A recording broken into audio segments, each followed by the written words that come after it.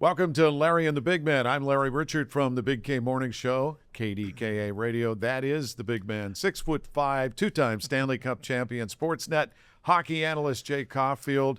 And we have a very special guest who will introduce you in detail, Mr. Steve Byrne. How honored are we to have him with us today? We are blessed. We want Absolutely to blessed. thank One Team Media, Brian Hess, and Mark Coddington and Ryan Jorgen for producing. And also from Odyssey Pittsburgh and our 5 radio stations, Michael Spatchipoli. Yeah, also Dave Rourke with Rourke Automotive as a title sponsor, and also Tom Grillish with Henderson Brothers. We're really happy you're a part of our podcast, and especially today with, as we said, Steve Byrne. If you do a deep dive into Steve, the first thing you got to know is he grew up in Hampton Township. Yes. Born in Jersey. Born in Freehold. And I want to know how you got to Pittsburgh. But first, Sure. Steve's an amazing talent. I'll say that in front of him, make him blush. Not only is he a comedic actor and stand-up, but he's a writer, director, producer, and doing a lot. And he's here to talk about a big comedy jam this summer. But right now, Steve, Yeah. I say, and Jay hears me say this all the time, you're a half person from everybody. So I went to St. Ursula Oh, my God. in Yeah. Hampton Township on Duncan Avenue. Sure. And when I heard you grew up there, I'm like, oh, my God.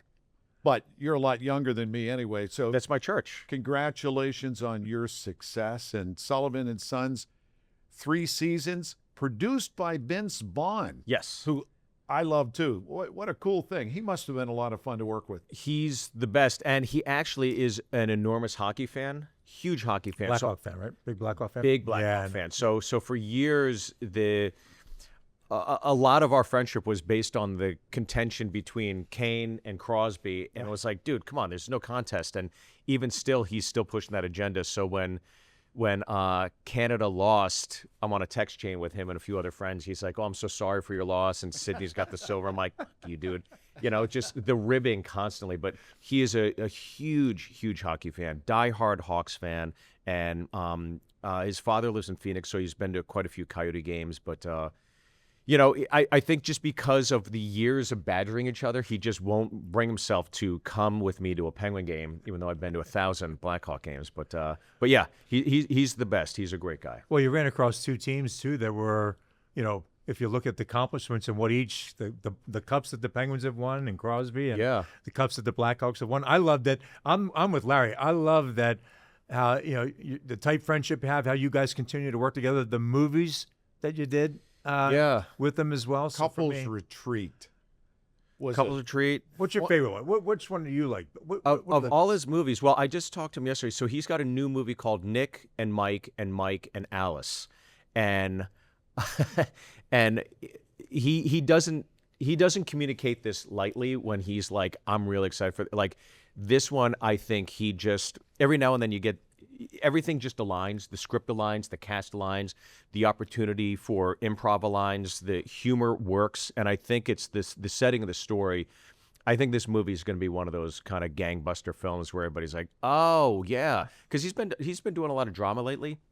So I think for people that didn't grow up of a generation with swingers and crashers, and there's this new younger generation, they're going to come across this movie and be like, that dude's hilarious. It's like, go back and watch some of this other stuff because he's great. Hacksaw Ridge, which he was in. Yes. Serious role. That was a, you know, because I'm so used to seeing Yeah. Vince Vaughn as a comedian. He reminds me, he seems like he is the guy you see in real life. Yes. He's like that smart-ass friend that we all have that's got just the right tweak of sarcasm. Yeah, but he's very competitive, and the thing is, like, when he's playing NHL, you know, 94 in Swingers, and he's dumping on his friend, that's him. Like, so I lived with him for a year when we lived in Chicago just before Sullivan Son went. He had 2 floors of the Palmolive building, right? So my wife and I are like living on the bottom floor. He just let us live there with him and his wife. So the girls would go do the thing, and then I do my shows, but I come back, and then we would play NHL in a theater room till 6 or 7 in the morning, and And it would be like, I'd realize he's talking so much shit to me and just dumping on me. And then he's saying all the things. And I was like, in Swingers, it was funny. But then it's like, when you're sitting there, it's like, this is not funny. Like, I'm really pissed off. And he's like, no, seriously, you should, let's rewind it. You should take my classes. And he'd just be like rewinding. And he's telling me about classes he'll teach me. He's like, I'll teach you what I'm doing. I'm like, fuck you, dude. Leave me alone. But I almost missed my honeymoon because of him. We were playing whirly ball in Chicago. There's a magnetic, it's a basketball court, but the floor is made of metal and there's bumper cars on it, okay? So you get like these almost like lacrosse sticks and you shoot the ball into it, but you can drink and you have to hit the netting, okay? So you're going around each other, you're bumping into each other. And for some reason or another, my team was killing his, okay? The place closes at midnight. He kept doing another best of seven, another best of seven, another best. We went till 4 a.m. I was like, I gotta go. My wife was fuming because my flight was at 7 for our honeymoon, and we almost missed our honeymoon because of Vince's competitive nature. But he's the best. He's the funniest human being I ever met in my life. So I'm gonna jump back. I'm gonna jump back to one thing. I'm gonna go back to your Hampton days and how you started playing hockey. Or did you start in Freehold, or did it come up here? I started in New Jersey. In Old Bridge. There was an outdoor rink in Old Bridge, New Jersey. My father played roller hockey, much like Joey Mullen. Yeah. So my father played in Hell's Kitchen, and he had the roller skates and all that stuff. So he got into adult beer league, and I would just go and hold on to his jersey, and I'd go and I had a puck collection because I was 6, and I'd go to the games at night and collect all the pucks. But anyways, I got into it. So then I came to Pittsburgh, and it was just as everything's kind of gelling, right? Yeah. So I remember playing in Mount Lebanon. That was the first team I played for. And the day my first practice, it was the Penguins press photos day. So all the Pens were there. And that was the first day I met Lemieux. And everybody's like, because I was all about Pat Verbeek and Kirk Muller. And they're like, oh, Mario Lemieux. I'm like, who the hell is Mario Lemieux? And it's like, then all of a sudden, then you learn pretty quickly. Well, okay, so to go with that story, when I first came to Pittsburgh, I was in New York, I'm in Pittsburgh, New York, Minnesota, then I come to Pittsburgh. Our practice rink for the Penguins was at a Mount Lebanon rink. Yeah. And our locker room was upstairs at the pool. That's how different the world of. Yeah. You had dressed up there, then came downstairs. That's crazy. So you timed it perfectly. But that's how different, by the way, that all the rinks are. You look at organizations now and look at the practice facility that the Pens have now. Sure, yeah. I mean, you have to have that to compete, if you will, or bring in free agents, but it's so different.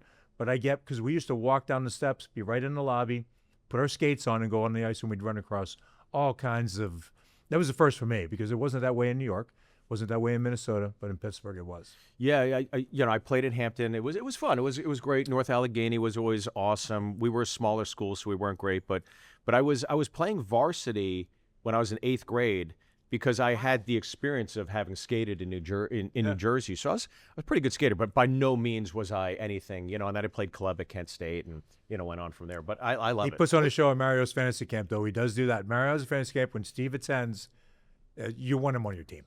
We do. We want Steve on our team. Yes, we do. That's high praise. That's exactly right. So I went to St. Ursula grade school in Hampton. Wow. Where we lived was on the edge of North Allegheny in McCandless.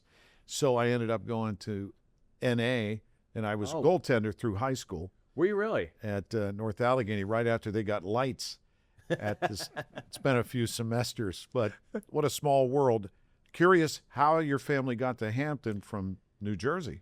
Well, it was the Black and Gold. It was Yellow Pages. Yeah. My father worked for the Yellow Pages at the time. Talk about something that's antiquated, and got transferred from New Jersey out to a new branch in Pittsburgh in Mount Lebanon. So we ended up buying a home in Hampton. And I'll tell you, Hampton Township, it's such a small community. It's so much smaller than the other, districts around us, the school districts. But, coming back when I go do shows, when I'm on the road, I was just in wherever I was, like Wisconsin. I met a girl I hadn't seen 30 years since high school. It really was just such a great environment to grow up in. I'm so proud to have, been a Talbot, but also just this city.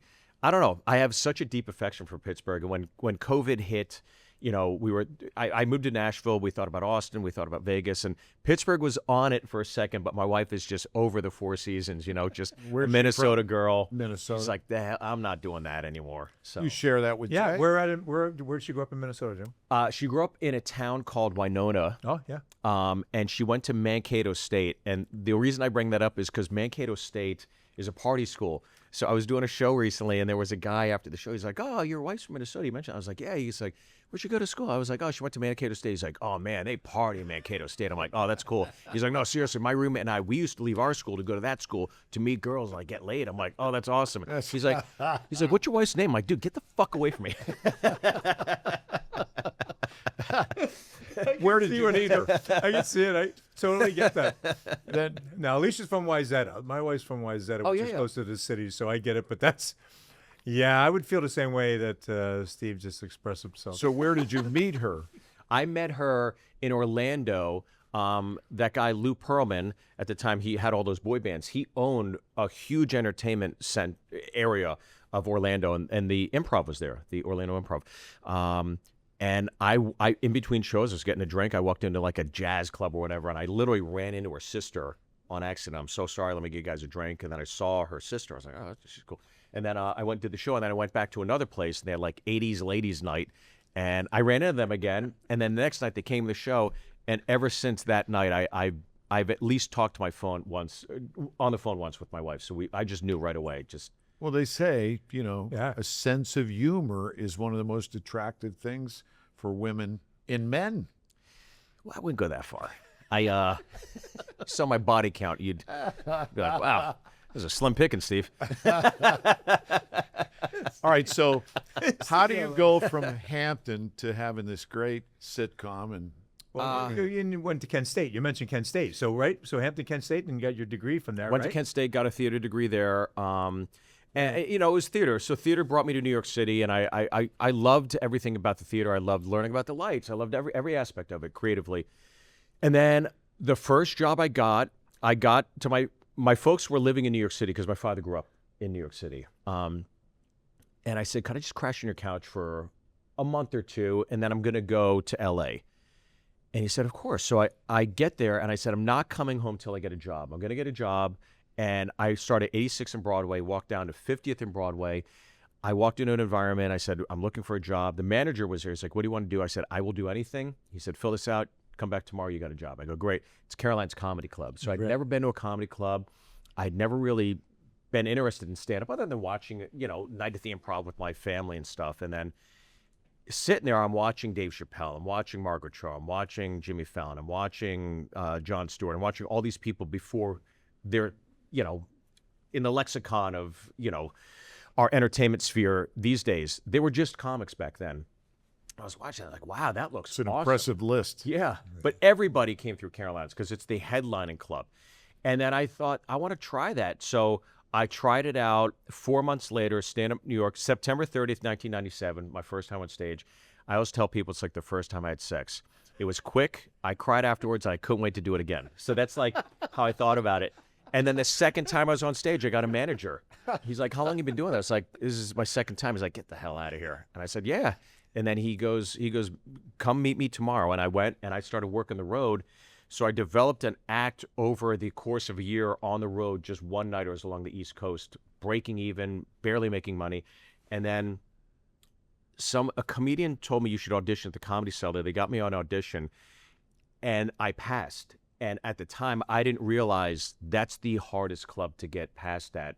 And so once I got past at that, all the other clubs fell in line. He's the new guy who's at the Cellar. And I was doing 8-9 shows a night, 7 days a week, 360. I was obsessed with it. Did you not break a record? Did you not break the record? Did you do a film? Yeah, You did a documentary on, you did hit all the different clubs in Manhattan. Yeah, that was Which I just think is before I moved. That's really cool. 2003, I'd put in my years, and I was like, the old Sinatra, if you can make it there, you can make it anywhere. I was like, now I'm going to move out. So I did 13 shows in one night. I did every single club in New York City. It became a short film on YouTube called 13 or Bust. So Bill Burr's in it, Robert Kelly, a bunch of other New York comics. And it shows you a night in the life of a comic, but also like what it truly is to do one show and have it go great, and then the energy suck in another show, and you're like bombing with the same material. So it really shows the disparity from a younger comic's perspective. I'm sure if I look, where's the camera? If you think my material's dog shit now and you don't like me, watch this and you'll think what I do today is a blessing. Okay, so that's the best way to put it. But it is fun. It's terrifying to get up on stage. People are expected to laugh, and Yes. there's nowhere to hide. It's No. one of the most challenging things you can do. And look at all the comedic actors who became drama actors. Yeah. With great, like Tom Hanks would be one. You know, he started. Tom Hanks, Michael Keaton. Yeah, Michael sure. Keaton, Yeah. Pittsburgh's Pittsburgh own, guy. Yeah. who's being honored by the Ireland Fund. That's his the late Ambassador Rooney's big thing. Yeah. They have Michael Keaton, and then Tomlin, Coach Tomlin, and his wife are going to be honored. That's Very Irish. Very Yeah. Irish. I don't know if you guys know that, but By the way, how did you handle? Truth be told, like as an athlete, you go through things. There's you say try not to ride a wave, or you're up or down. You have a great day, or something goes well, you're happy. But when it's south on a comedy show, and I watch how you handle yourself and everything, and your responses. Maybe if something, you're right back at the crowd. How did you handle it young to get into that and be able to brave it? Because it really takes. It takes a lot of balls to go up there and do that and feel it, and you're comfortable enough. But how'd you handle it? thank you, Jay. I am a hero. I think that the big thing is like You're welcome, Steve. you learn lessons. You learn lessons the hard way. This is one of the worst lessons I had. I was doing a show. It was my birthday. I was obsessed with stand-up. I was like, I'm not going out. I'm not partying. I'm going to meet my friends. I'm doing my show.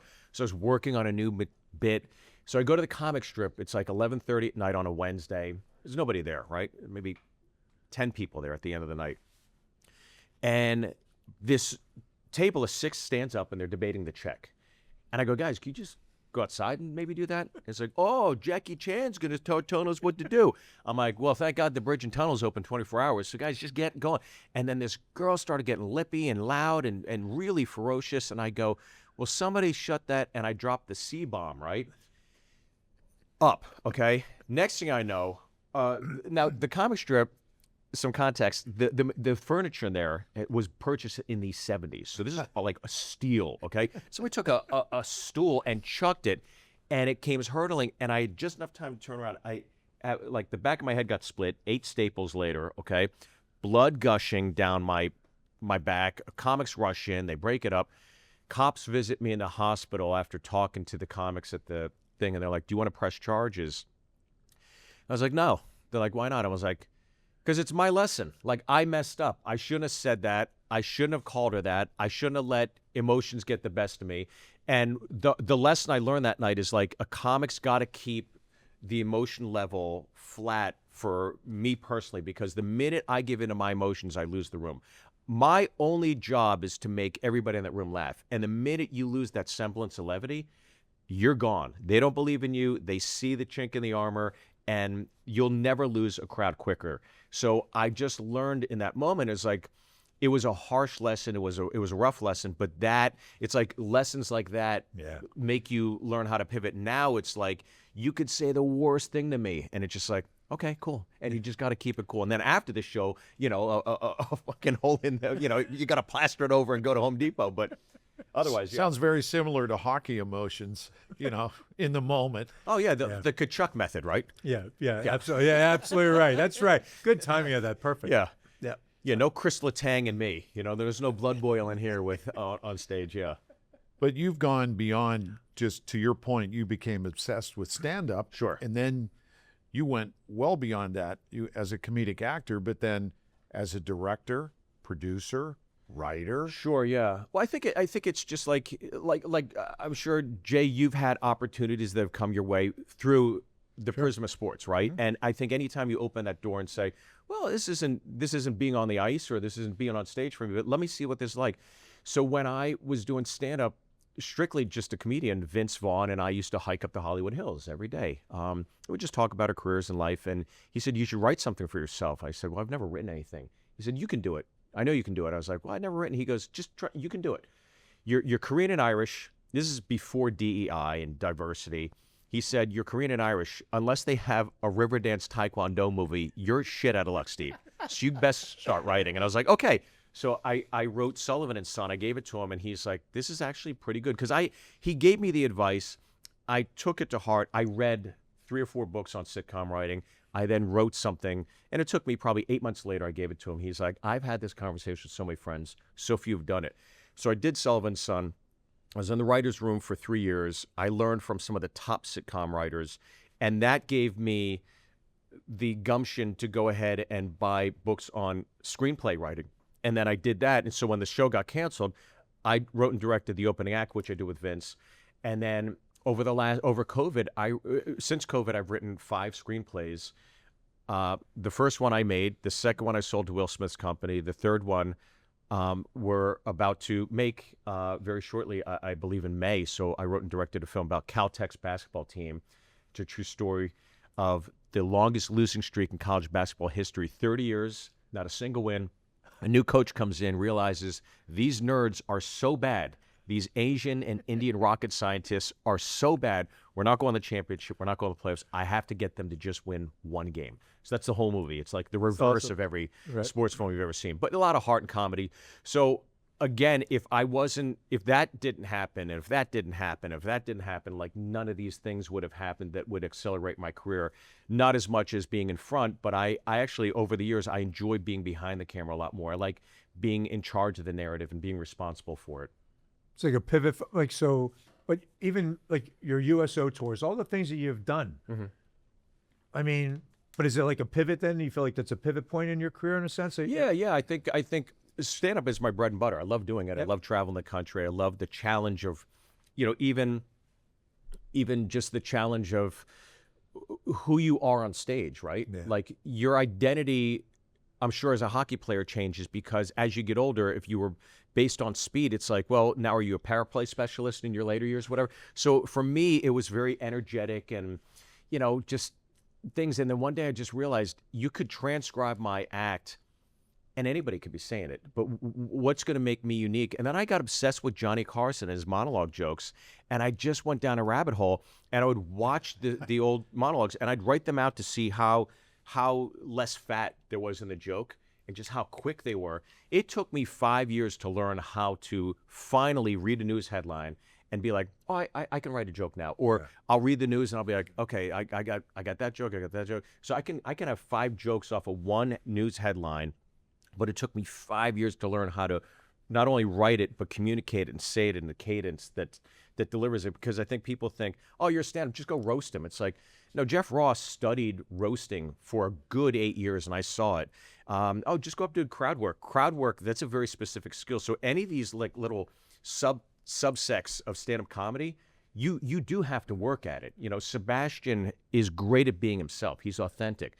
But that's pretty much all he's going to do. He's not going to be the host of the Oscars because he doesn't have that That's a good that point. gear shift. I'm not trying to knock on him because he's one of my best friends. No, but he's he will always great stay in that lane, But I think over the years, I realized there's success and then there's success. And I think everybody's driving, if you're competitive, you're driving to that success. So what do I have to do? I had to recalibrate and reinvent myself. And this joke writing thing that I've done with the monologue stuff has been just so fun. I love doing it. I was obsessed with Johnny Carson too, and I thought one of the things I learned being a radio host is let the guests be the guest. And Johnny was good at that, even though obviously he had a comedic timing and talent.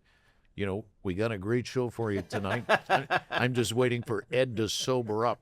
Steve Byrne is here. But what they did with the headlines and the monologue, but he would let the guests be the stars. Sure. And that's a talent. It is a talent. It's interesting because for every highlight reel we've seen of Johnny Carson with Dean Martin or Bob Hope and they're busting up or Ed getting hammered, you really think you're fooling them. All those great bits. There's 1,000 other interviews where it's sincere, it's grounded, and it's just probably one of the most interesting conversations you hear on television that night, right? The great Karnak. Oh, yeah. Shish boom ba. Now, speaking of the late night, you've done a number of late nights. Yes. I mean, that's almost too, like you're under the gun too. You got a couple minutes to go out there and do your piece. Mm-hmm. So that's, again, you've learned over the years from it. But what was your feelings or what was the best, what did you like the most? Which show did you like the most? Which host did you like the most? And What was it like? I think Leno was the first one I really liked. I did the Tonight Show. My first one was the Late Show with Craig Kilborn years ago, right? And he was great. And again, that was my first late night talk show. I think people don't realize those late night talk show environments, it's not really stand-up because you're doing a bit you've done for a year, maybe 2 years, sometimes even longer than that. And they're telling you can't say that, you can't do that, you can't do that. So cut this, cut this, cut this. So now it's like imagine driving to work and hearing Thriller for the 1200th time and them saying, take out the chorus and then move the verse over here. It's like, you'd be like, what? I've sang this song 1,000 times. So that's what it's like for a comic. And then all of a sudden you're kind of like reformatted the joke. You're trying to concentrate on that. And then there's the spectacle of being in front of all these people, but the mentality of like, this is being beamed to millions. That was the mentality before. Now, like, late night talk shows don't matter anymore. The thing I don't like about the environment of late night, for me personally, is I am somebody who's by nature centrist, right? I travel the country. I make a living entertaining the country. And when people come to my shows, I want them all to have a great time, right? So I think the problem with late night is Kimmel, Colbert, you got it on the line. Yeah. It's all heavily left. And I think there's enough real estate to find that modicum of like semblance in the middle. And that's what I loved about Carson. That's what I try to, Agreed. It's like my mantra. So when I did a special called The Last Late Night, it was an homage to Carson. So the desk, everything is all nicked from Carson, to the mug and the cigarette lighter and the cigarette box, even the white pencils on it. It was all a nod to him. And ever since then, I've just been obsessed with writing those jokes. So I used to I think it's awesome. Don I agree. Rickles. Rickles is, I mean, Rickles was great because he didn't care, but he did it with a twinkle in his eye. And I spend my first 15 minutes, and you've seen this, shitting on people, just crowd work. But it is done with a warmth and a wink, because I don't think people see it. Like, if I'm shitting on this guy over here, they're not going to see me wink at the guy, and then I get them a drink, as the show goes along. And they become part of when somebody doesn't want to, they'll let you know pretty quickly. Yeah. They're like, all right, I'll just step off. But you find the people that want to be a part of it. Yeah. That's the fun of it. As the political side, as you just touched about it, like the late night, it is so polarizing, right? Yes. It's ruining shows too. Like stand-up shows are, maybe I'm guessing it's taking its toll on a show. Oh, sure. Because it's literally, you can't go one way and somebody's jumping on you, or whatever. It's got to be. Well, I mean, there's a vast number of videos of people getting up, walking out, confronting comedians, and it's all the thing that the comics aren't taking out conveniently is the joke that pissed that person off, because a lot of the humor is done with vitriol. I mean, you're seeing it when Colbert did that joke about Trump like blowing Putin, right? Yeah. I don't know if I can. Yeah, I'm sure you guys can edit stuff out, but like. I was like, that works, wow, Mark. That one works. He did that on air at 11:30 at night on broadcast television. Like, the minute you do that, the marker goes down the yard, goes down the field that much further. And now it's like, oh, that's the new barometer. You can go there. And I think that they've pushed the boundaries so far, and pushing again the vitriol and malice, that it really is having a deep effect on the country as a whole. So. Again, when I'm trying to go out, I'm trying to recalibrate that and get everybody back on the same page. And I think Bill Maher, probably of everybody, he probably does the best job in terms of great jokes, but also being open-minded and inviting people maybe even he doesn't agree with. So I agree. I just enjoy. I think we live in a day and age where people want to detach from that a lot of times too. Yes, they just say, just make me laugh. I want to have a good time tonight. 100%. Don't make me get heavy either way. But you're right. It's so hardcore on late night TV anymore. It's not the same as it used to be. Yeah, I think anytime you're entertaining with an agenda, that's different than entertaining, right? I'm trying to just entertain. And even when I come here and then I see my favorite football player because I follow him on Twitter and I think he's a tremendous athlete, and he's got great taste. Very few players have the taste of 58, but he really does it right. So this is for him. I know he's listening. He's going to say, I don't watch it. I don't like it. He loves it. Nobody knows love like I know love, and he loves it. We have some good stories about number 58. Yeah. Yes, he met 1994. at the All-Star game in Pittsburgh. This was back at Three Rivers Stadium. He was invited to be one of the celebrity home run hitters. And it was like Tony Danza. It was a real eclectic And he doesn't group. do much of that No. at all. Like I don't think he's done anything since. No. And that was 94. So 30 years.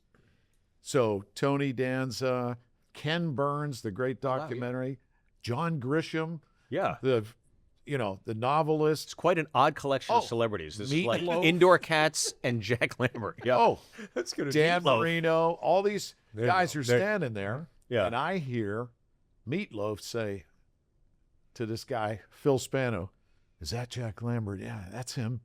He goes, "He's my favorite. I'm going to go over and say hi." And he went, "Jack, Meatloaf."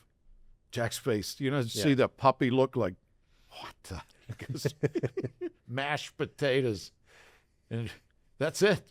And Meatloaf turned around like, and so we said to Jack, "What'd you say to him?" He goes, he said, "Meatloaf." I said, "Mashed potatoes." I said, "You don't know who he is?" He goes, "I never heard of him."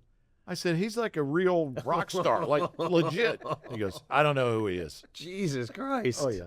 He's a recluse, a bit of a Nice. recluse. He loves it that way, right? He does. Yeah. And you have to make sure you just have to get his beer right. You can't bring him a light beer. He doesn't drink light beer. Oh, Jesus. You got to make sure you. You know the recipe. I do. We Recipe do. for Larry success. does. We do Yeah. know the recipe. Absolutely, we do. Sometimes, as a comic, you end up kind of fun places like this today. And then I did the Troy Polamalu flag football thing.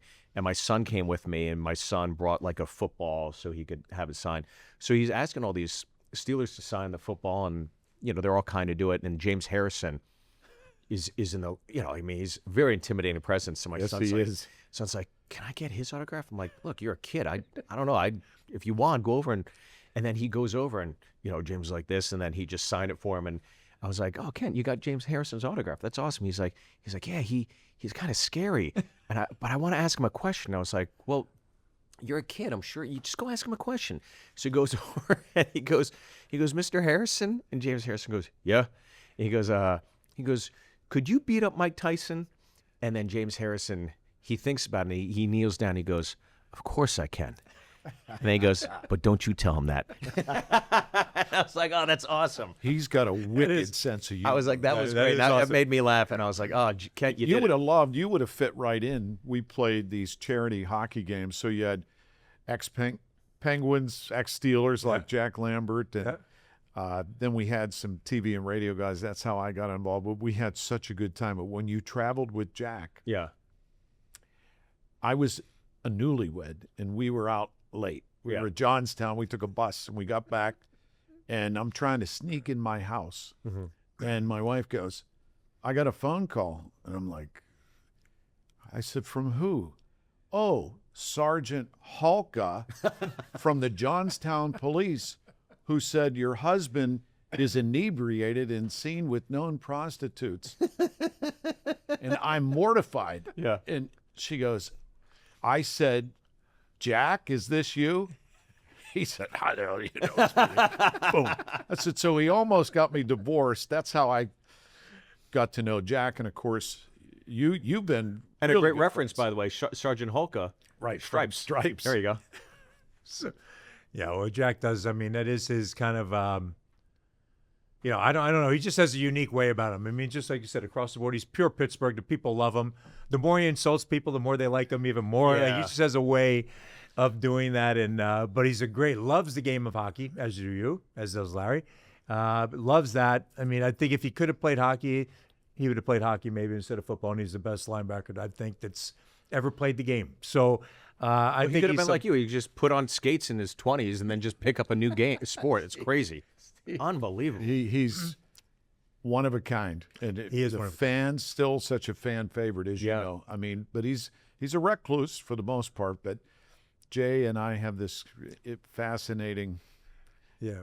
relationship. Yes. Well, I think after he sees the way Steve just handled the situation, we might just get Mr. Lambert on with us one of these days. You can't beat that. Right? That was maybe the greatest. So you're traveling around, but you get to come back to Pittsburgh periodically, and you Yes. got this big event coming up this summer. Yeah, it's called the Comedy Jam. So it was a show that took place in Los Angeles for many years, and every comic has done this show, and it's a unique comedy show. So what it is Comics come out, we do 10, 15 minutes of material, and then you sing a song with a live band. And we all, by nature, are horrendous singers. We cannot sing.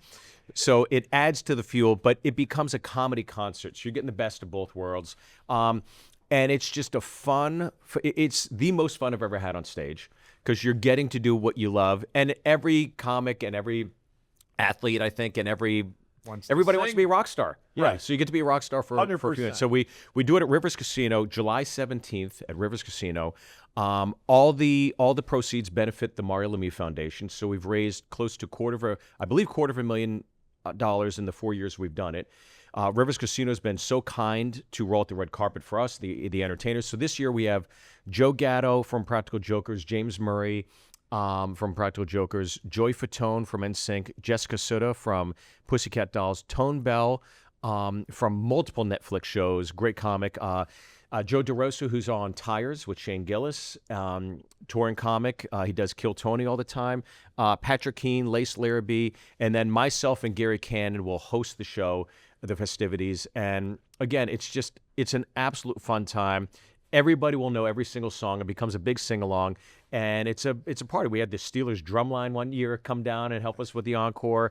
So we'll do that. Again, great cause. So it's riverscasino.com for tickets. And again, all the money goes to charity, and the pricing brackets are Crosby, Letang, Malkin with 66 cents.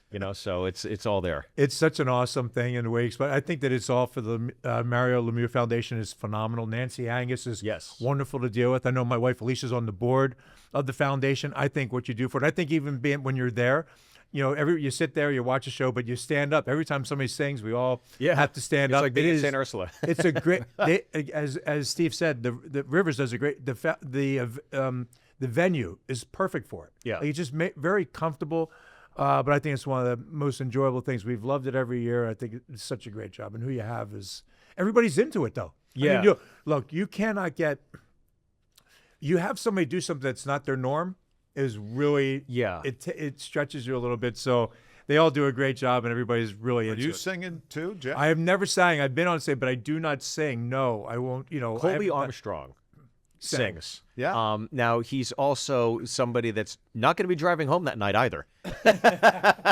have to. So Steve has an idea what we might get up there and do some. Steve had a little idea that maybe something will be a little different this year. But I think it's everybody should really go to it. It's a phenomenal event and for such a great cause. July 17th at Rivers Casino. Oh, by the way, that is the voice when you're losing money at Rivers. Yeah. That's the voice that we get to hear. Welcome to Rivers Casino. Oh, my goodness. I get text, Steve. It's making sense now. Where are you at? I'm not there. It's recorded. I go, what are you doing there? Knowing full well, I'm at the buffet. They haven't had the buffet since COVID, so I know I'm not your minister. It is legal.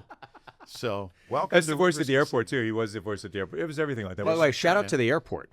That airport, I landed, I was like, what? Where? How did this? It's gorgeous. Yes, it is. It really, especially that main foyer, the entrance. You're like, what is this? It's so awesome to go to the Pittsburgh airport now. In the old tram, I was one of the voices. Oh, it was the voice in the tram. Yes. Yeah. This tram stops at gates A, B, C, and D. All of a sudden, you feel comfortable when you hear Larry's voice. You're on a flight. You don't want to get on a plane, but there's Larry's voice. You feel comfortable all of a sudden. They took my side hustle away. Now I'm auditioning for a new one at the new airport. Caution, this walkway is coming to an end. I might get it.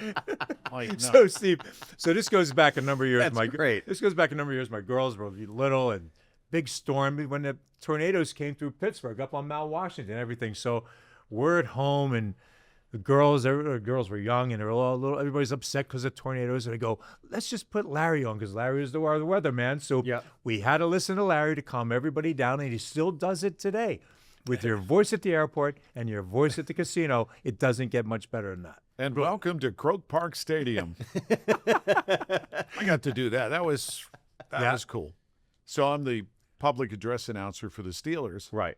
And I got invited because it's the first time the NFL allowed the overseas game to be not neutral. Wow. The home team got to be the home team, and the Steelers, they brought the Steel Line, wow, Renegade, all the pump-up videos, and And you They asked the league if I could come.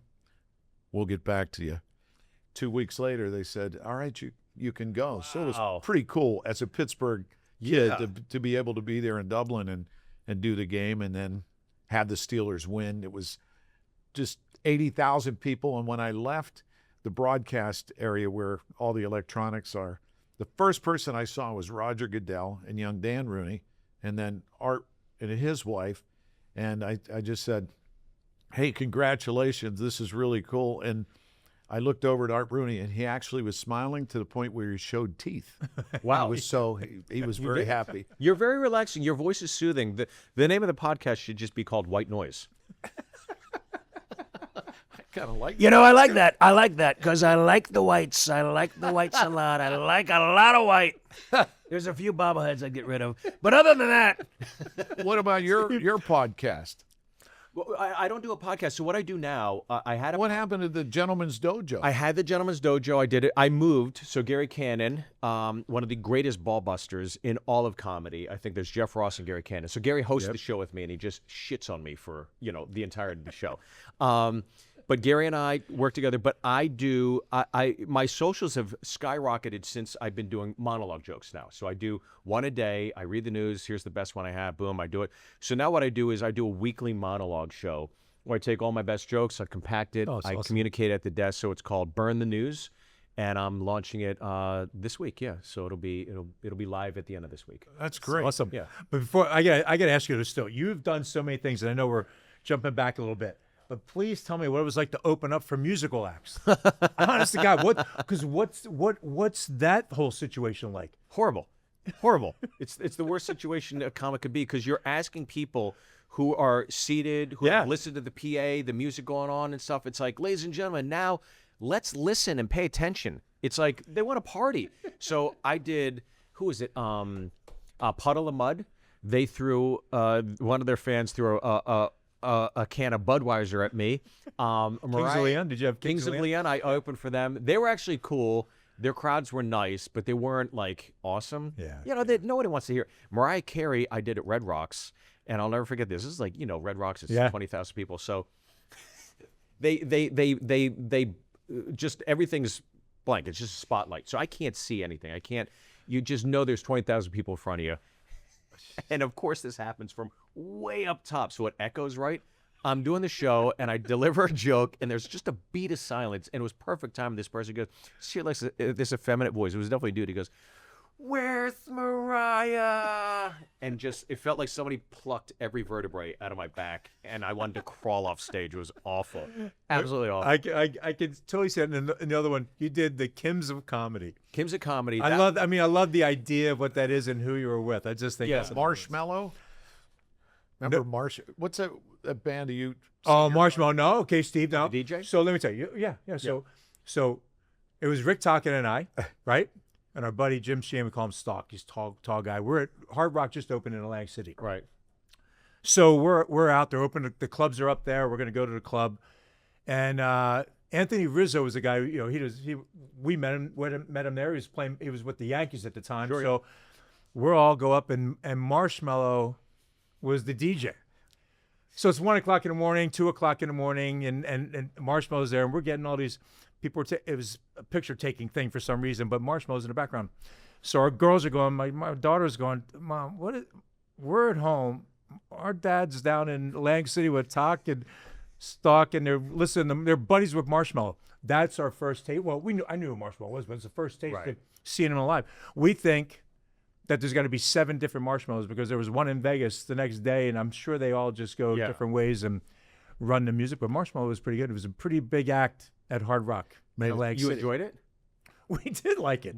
We had a great time. What he remembers I like of it. Marshmallow is the one thing I didn't think I would ever No, hear. we did. Listen, see, we were seriously. That is crazy. See, let me tell you, honest to God, we were here, and Marshmallow was right there. Yeah. Like, so he's spinning his records and doing his thing. So yeah, I kind of agree with what you're saying. My daughters felt the same way. You believe Dad's in Atlantic City with Talk, listening to Marshmallow? That's what they said. That was the text I got about. By the way, this is the man that secretly trained Mario for his comeback. Oh yeah. And then Aaron Rodgers went to a game last season with the linemen and went on in public told people he met Mario's bodyguard, Jay Caulfield. Wow.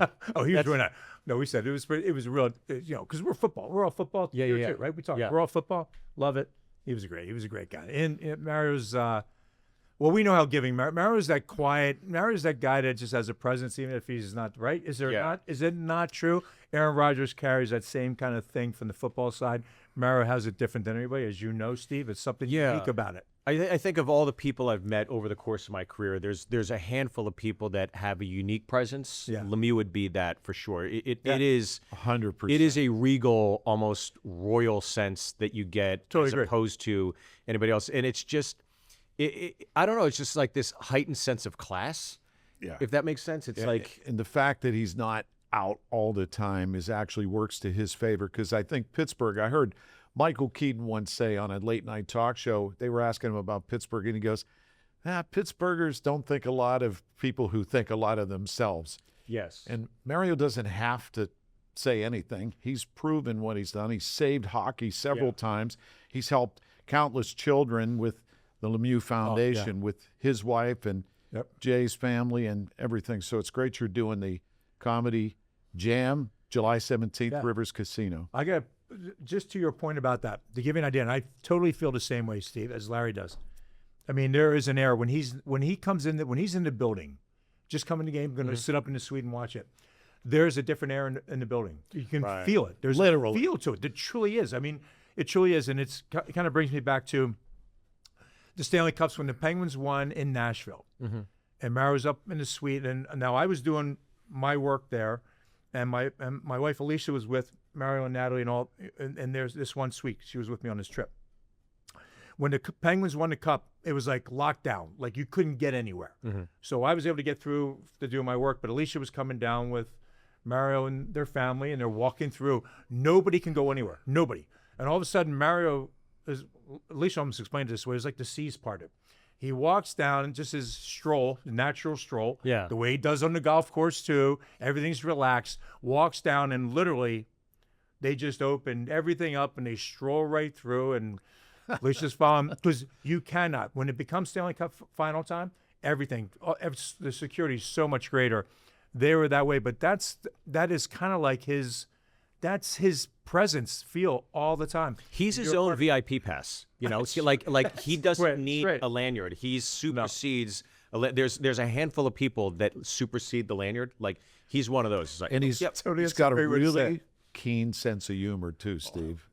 I've spent a little time with him over the years, basically through Jay, and he's very observant. He knows what's going on, and he's got a really cool, dry sense of humor. Well, to that point, with the first year I did the fantasy camp, it was not good. Okay, I mean, I did a comedy show, and it was probably one of the most depressing circus shows I've ever done, because it's like, I'm gonna get dressed up, and it's Lemieux, and then it's like you, and then it's Paul Coffey, and it's like all these alumni. It's like, oh my God, this is crazy. And then you go into this room, and it's all the campers, right? And I don't know what it was that night, but it was like everybody's exhausted, beat up. Maybe they were all hungover. I mean, I am eating not just a plate, a buffet of dicks. I am eating a plate of dicks. To go, please. I'll bring it home too. It was horrendous. Mario comes back after the show. He's like, I was like, oh my. I'm still meeting him. He goes, tough one, eh, boys? I'm like, oh, fuck! So it like gutted me. And so then I got asked to do it again. And I'm like, all right, I am not fucking around. Like, I'm guns a-blazing. I'm going to get it done right. So I had heard, like, Lemieux. I was, like, looking him up, and I was like, well, he golfs all the time. He's got this wine cellar. And I read this thing. He likes Maroon 5. I'm like, Maroon 5? What the fuck? Yeah, so I go up on stage, and I'm like, I'm just going to kind of shit on him. I'm going to go, my favorite hockey player, the best hockey player to ever play. He's spending his retirement years playing golf, drinking wine, and listening to Maroon 5. He's like a 43-year-old divorced woman. And I saw Ty Domi slap him, and they both keeled over, and I was like, whew, okay, that gamble paid off. I think I'm good. And then I went off. But then the last one I did, right, I did a lot of crowd work with the monologue jokes. And there was the other Korean there. His name's Dr. Kevin Koo. Okay, so I kept making fun of Kevin Koo throughout the whole show. I'm like, fuck you, Koo. Like, I was like, come on, you're Doc, get into this. Everybody else is having a good time. And I made him the butt of my jokes. So then, fuck you, Koo became like the mantra. Fuck you, Koo, the whole camp. So the very last dinner, right? Everybody's going, fuck you, Koo. And so Koo comes up, and then Koo shits on me.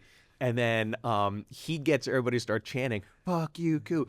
And then Mario says, fuck you, Koo, from the table. I was like, whoa, that was awesome. That was so cool. Like, he only did it once, but he did it. And then I saw him laughing with the other guys at the table. I was like, that is so cool. That's about You know what that was like? So were you with Bill Burr the first time here, too? I think you and Bill With Burr. Burr, yeah. Yeah, it was awesome. Everybody loved that. It's interesting because I went up and I was like, whew, yowie. Like, Burr did better than I did, for sure, but we both came off. I think when a show doesn't go well for a stand-up comic, especially those circumstances, it's like permanent marker on your face. It'll wash off, but it just stays with you for a little bit. You look like Jacques Plante without a mask when he was a goalie. Remember they used the scar Put this out on the mask. Yeah. That Mario story, that reminds me of, like, if you're golfing with him and you're, say there's somebody in our group and you're not having a good day. You're scraping it around. Mm-hmm. And you make a great shot, you make a good, you get a birdie or a par, whatever it might be. And Mario's like, what did I have? And I go, all fives. And I go, oh, no, I had a 4. And he goes, really? Did you? I'm like, oh, that, you're 15 holes in. He's like, well, you haven't done anything like that yet. You're due for something. So right. It's the same, the feeling like, no, did you not see the great wedge I hit in tight? No. He does. It is the lines, it's everything. And like I said, you being a part of it is awesome because everybody loves it. All the players come in, they love it. I think there's a certain thing, and Nancy Angus has a way of blending that all together. She does a great job with it. So, which you work tightly with her, but I do think it's one of the best camps. And Mario spends all that time with the guys. He's not absent. He's not an absent. The camp's under his name and what it benefits the foundation, but he's there. I was shocked at the accessibility, I would say, because the first year I just came in to do stand-up. The second year I came in to do it, I got to skate for like 2 days. I skated one day. I went to my hotel. I skated the next. The last year I actually stayed for the camp, and so this year I'm going to go again. I couldn't believe how fun the players were. Like Mark Recchi drilled me into the Ryan Malone. I mean, drilled me. Not like, hey, this is fun, right? It was like, I went to the hospital. Like, dude, I'm 50. Like, I have Obamacare. What are we doing here? Like, can we not do this? But they want you to have the full camp experience. Laughing afterwards. And then the camaraderie, though, of all those guys, they've been at this camp for so many years. There is an absolute, genuine, like, affection for everybody in the camp. It's fun. It's like being at summer camp as an adult, and how often do you get to do that? I've got to skate with these guys over the years. The greatest treat and fun. Yeah. You're not there. The fact that they let you do it and have some fun. And Jay used to say, keep your stick on the ice. But then you're drinking the whole time too, right? Like the great hang, like time. drinking with Barnaby. It's like, I've read some stuff about this guy. This could go one of a few ways. I have Joey Mullen telling me, keep your stick on the Yeah. ice in front of the net. I'll bounce it in off your stick from behind the Oh, net. wow. So finally it happened, and he goes, finally. It's a great badge. Now you know what it's like to be Robbie Brown. The Pittsburgh goal scored by number 66, Oh. Mario Lemieux, assisted by number 16, Jay Caulfield, and number 1, Steve Byrne. Time of the goal, 12:45. Lemieux from Caulfield and Byrne. Great to see you in person. Thank you. Yeah. We had a Thank you chance guys to so much talk. for having me. Steve. Good luck Appreciate with the comedy jam and all your new things coming up. Thank you very much. Yeah, I'm excited, and I'm just excited to be here on here with you guys. Obviously, I'm a big Pens fan. I watch all the games, and I actually, I'm watching in between the periods and get intel from you and Kennedy and Malone. So it's nice to see you bridge the gap into greener pastures, and congratulations on everything you guys, your viewership. How Jay reinvented himself from a player, and how long you been doing the hockey? Oh my God, over 20 years. I know it's Yeah. kind of wild. Over 20 years. I mean, you're the one constant. You really are. And you look fantastic. Like He does. unbelievable. His suits. Come on, Thank you, Steve. But you know what I mean? That's like, his wife picking. Alicia.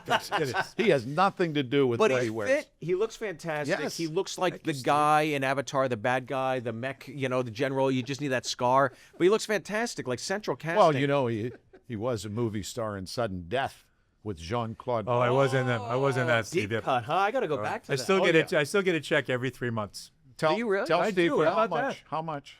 Well, started off a couple grand, and right now it's I started off getting like around $3,000 every 3 months, right? And then it went down. Right now it's about $56, but I still get it. That's pretty still cool. get a check. Yeah, Yeah. Under the Screen Actors Guild, I get a pension plan. 5 lines. Great. No, so yes, Larry. 3 thank you. seasons, I make less than him. Summer show on TBS. Fuck me.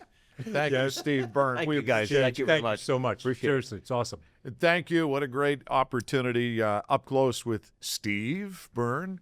And we want to thank One Team Media, Brian Hess and Mark Coddington, Ryan Jorgen for producing, and from Odyssey Pittsburgh, Michael Spatchapoli. Yeah, as I mentioned, Dave Rourke Automotive. They got a great new facility in Canonsburg. Take a peek. It's really state of the art. And Tom Gross with Henderson Brothers. We're all very close, but they've been a part of this. We really appreciate it. And Larry, you got a little bit more to add about them? Just the power of Henderson Brothers. Expect the unexpected. And by the way, that's right. And we want Steve. We're going to take Steve to Yinzer Dogs, the brick and mortar building in Cranberry. That he's a original O fan. Oh, so huge. that's one of the one that's a big part. Our Right. Yinzer Dog goes a long way here. Next to the Lemieux Center. So it's That's right. very And convenient. what's in that, by the way, Larry? Well, I'm glad you asked, Jay. The original Yinzer Dog, Stanley P. Kachowski Kielbasi, Babushka Mama Pierogies, and Yinzer Halushki, just to name a few. Steve? You know, I like to eat healthy. I don't like to eat like an 8th grader, so I'm gonna go out of bounds. I'm gonna have something nice, but I hope to hear from my good friend Jack. Jack, are you out there? Come do the show. We're waiting. A Yinzer Dog awaits you. Steve Byrne, Larry, and the Big Man, and that's a wrap.